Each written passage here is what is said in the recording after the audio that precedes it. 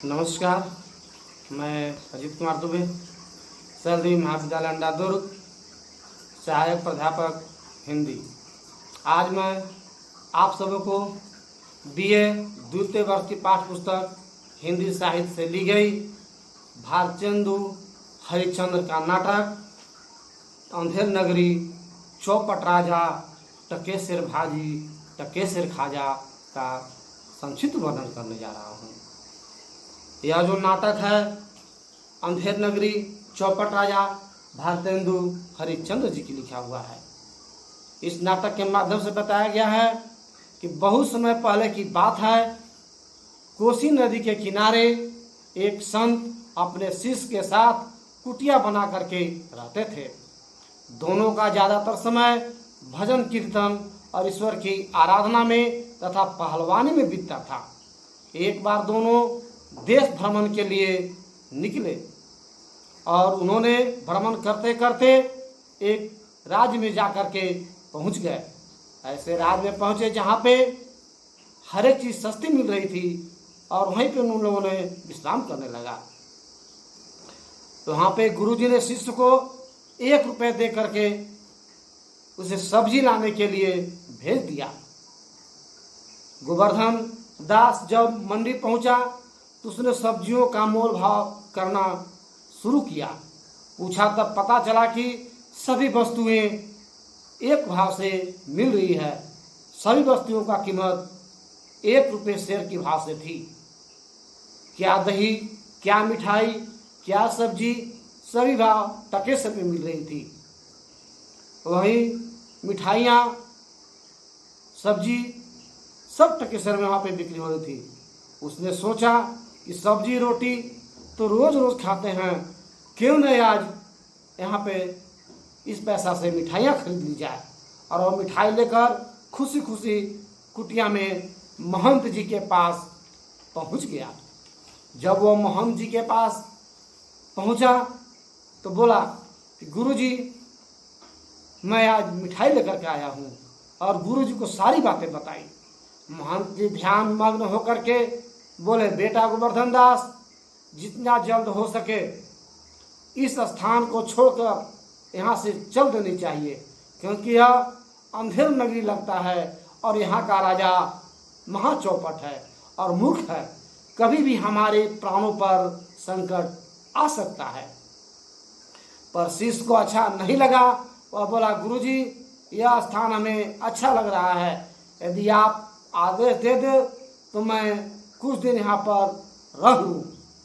ठीक है, चेला टकेसर की मिठाई खा करके तुम यहाँ पे रह जाओ और खूब मोटा हो लो। यह कह करके वह गोवर्धन दास को छोड़ दिए और गोवर्धन दास वहीं पे रह गया। गोवर्धन दास रोज प्रातः नगर में भिक्षा मांगता और 1-2 रोज प्राप्त कर लेता रुपया, और उसी रुपये से वह मिठाइयाँ खरीद लेता था। जाते समय महंत जी गोवर्धन दास को बोल गए थे कि गोवर्धन दास, मैं तो जा रहा हूँ, लेकिन कभी कोई संकट आए तो तुम मुझे याद कर लेना। एक समय का बात है, दरबार लगा हुआ था। तभी एक फरियादी फरियाद लेकर के आता है और वह कहता है, महाराज महाराज, दीवार गिर गई और मेरी बकरी दब करके मरी गई। तो राजा बोलता है कि जाओ दीवार को पकड़ करके ले लाओ। तो मंत्री बोलता है, महाराज, दीवार तो ईंट पत्थर की है, कैसे आएगी? तो जाओ ईंट पत्थर को पकड़ करके ले लाओ। तो महाराज, ईंट पत्थर भी कि नहीं आ सकती है, तो उसके रिलेशन में कोई होगा, चाचा, दादा, काका, भाई बहन, किसी को पकड़ करके ले लाओ। तो उसके रिलेशन में कोई नहीं है। कोई नहीं है? नहीं। तो ठीक है, तो इसका पाप कैसे कटेगा? तो इसने बोला कि दीवार कौन बनाया था? तो दीवार चूने वाला बनाया था। चूने वाला के बुला लाओ, कारीगर को बुलाओ, कसाई को बुलाओ, घटेरियों को बुलाओ। और तो वह इस प्रकार बोलते रहता है। तो पाप कटने का एक उपाय कौन सी है? तो पाप कटने का एक उपाय है किसी को फांसी देना। तो कोतवाल को फांसी दे दो, गले का फंदा उसी को डाल दिया जाए। तो ठीक, तो बोला जाता है कि ठीक है, उसी को फंदा गले में डाला जाएगा, लेकिन उसका फंदा ढीला पड़ जाता है। तो राजा बोलता है, जो मोटा व्यक्ति हो उसी को पकड़ करके लाओ और उसी को फांसी की फंदे पे चढ़ा दो। उधर गोवर्धन दास घूम रहा था, मंत्री पुलिस जाते हैं और गोवर्धन दास को पकड़ करके लाते हैं। गोवर्धन दास रोने लगता है, मुझे बोलता है, मुझे क्यों फांसी दी जा रही है, मैं कौन सा कसूर किया हूँ, तुम्हें फांसी देने का क्या कारण है। तो मंत्री लोग बोलते हैं कि हमारे राज्य में तुम्हें जैसा कोई मोटा व्यक्ति नहीं है, राजा को फांसी देना है, गले का फंदा जो है तुम्हारा ही लायक है, इसलिए फांसी तुम्हें दी जा रही है और तुम्हें फांसी दी जाएगी।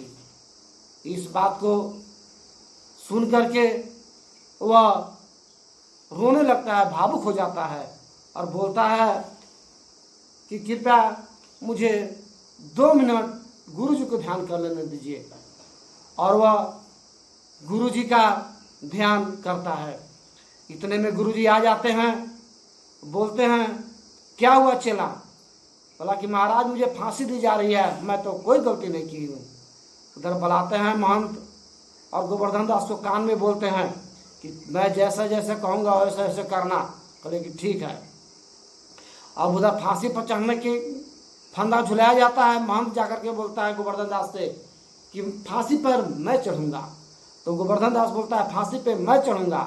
पुलिस बोलते हैं सब, अरे क्या बकवास तुम लोग आपस में कर रहे हो कि फांसी पे मैं चढ़ूँगा और फांसी पे मैं चढ़ूँगा, ये क्या नज़ारा बना हुआ है। तो महंत बोलता है, महाराज इस समय जो भी फांसी पे चढ़ेगा वह बैकुंठ की ओर जाएगा। तो राजा बोलता है, कोई नहीं फांसी पे चढ़ेगा, इसमें फांसी पे मैं चढ़ूँगा। और राजा के गले में फंदे डाल दिया जाता है और वह राजा फांसी पर चढ़ जाता है और राजा की मृत्यु हो जाती है। तब से ही यह कहावत कहा जाता है कि अंधेर पट नगरी चौपट राजा, टके सिर भाजी टके सिर खाजा।